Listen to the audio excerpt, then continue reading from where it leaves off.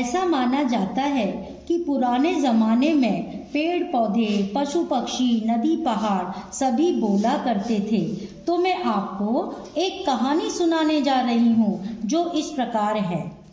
किसी पेड़ पर एक चिड़िया अपने 3 बच्चे सोनू, मोनू और गोनू के साथ रहती थी। वो उनके लिए दाना लेने जाती थी। तब तक बच्चे खेलते रहते थे। एक दिन चिड़िया ने बच्चों को खेलने के लिए एक मोती ला कर दिया और उनके लिए दाना ढूंढने चली गई। बच्चे मोती से खेलने लगे। उसी पेड़ पर एक दुष्ट कौवा भी रहता था।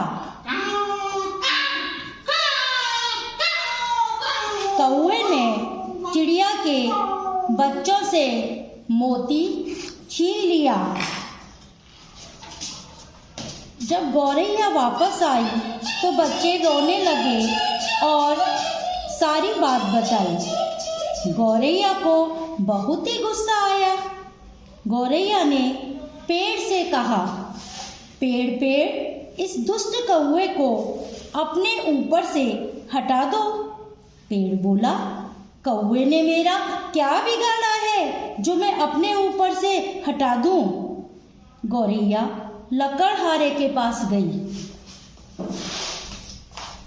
लकड़हारे, आप इस पेड़ को काट दो, मैं मुसीबत में हूँ। क्योंकि वह मेरा कहना नहीं मान रहा है।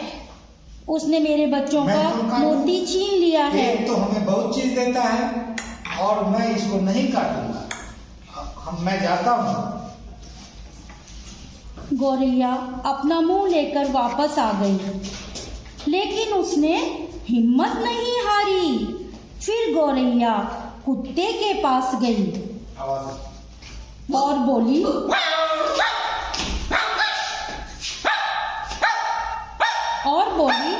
कुत्ते तुम लकड़हारे को काट लो, वो मेरा कहना नहीं मान रहा है, काट लो ना। मैं क्यों काटूं? लकड़हारे ने मेरा क्या किया है? मैं तो नहीं काटा। गौरैया ने फिर हिम्मत नहीं हारी। वह डंडे के पास गई।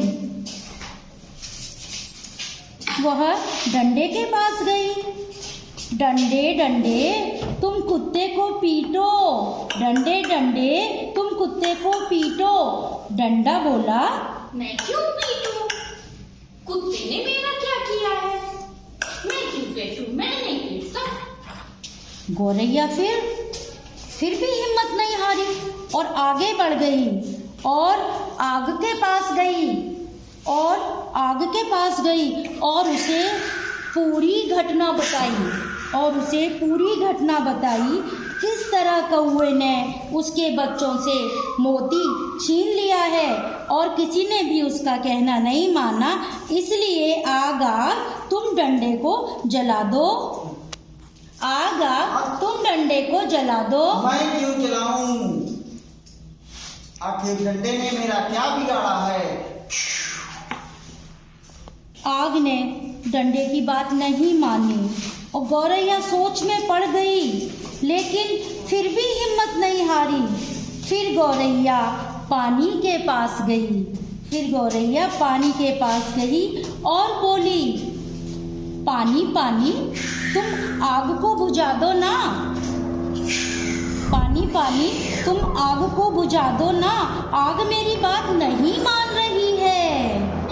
पानी बोला, मैं आपको क्यों बुझाऊं? आग ने मेरा क्या किया है?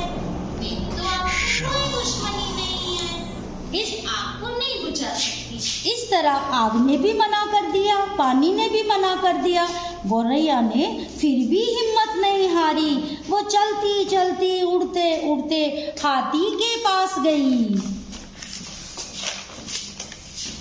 उसने हाथी से कहा, हाथी कौवे ने मेरा मोती ले लिया है और कोई भी मेरी बात मानने को तैयार नहीं है और पानी भी मेरी बात नहीं सुन रहा है। तो ऐसा करो, तुम पानी को पी जाओ, सारा पानी पी जाओ। अरे चिड़िया रानी, रानी, मुझे तो अभी प्यास भी नहीं लगी है और मैं क्यों पीऊं पानी को अभी? उसने तो मुझको कुछ भी नहीं किया है। अब गौरैया का सब्र का बांध टूटता हुआ दिखाई दे रहा था, लेकिन फिर भी उसने हिम्मत नहीं हारी। ऐसा कहा जाता है कि यदि हाथी की सूंड में चींटी घुस जाए तो हाथी बहुत बेचैन हो जाता है और कभी कभी पागल भी हो जाता है। इसीलिए गौरैया चींटी के पास गई, अपनी पूरी कहानी सुनाई और कहा, चींटी चींटी, तुम हाथी की सूंड में घुसकर उसे मार दो। चींटी बोली, मैं क्यों घुस जाऊं? हाथी ने भला मेरा क्या बिगाड़ा है? अब तक सभी गौरैया से बड़े थे, इसलिए वह डर गई थी, परंतु चींटी गौरैया से छोटी थी।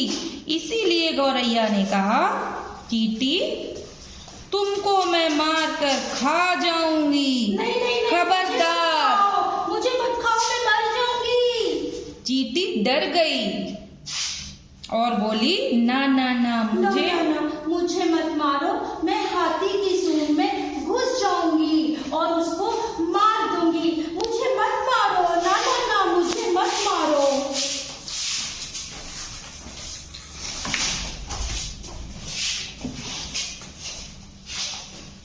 हाथी चींटी से बोला, ना ना, मेरी सूंड में मत घुसो, मैं अभी पानी को पी लेता हूँ। पानी हाथी से बोला, ना ना ना, मुझे मत पियो, मैं आग को बुझा दूंगा। आग बोली पानी से, ना ना ना ना, मुझे मत बुझाओ, मैं डंडे को जला दूंगा। डंडे को जला दूंगा। डंडा बोला आग से,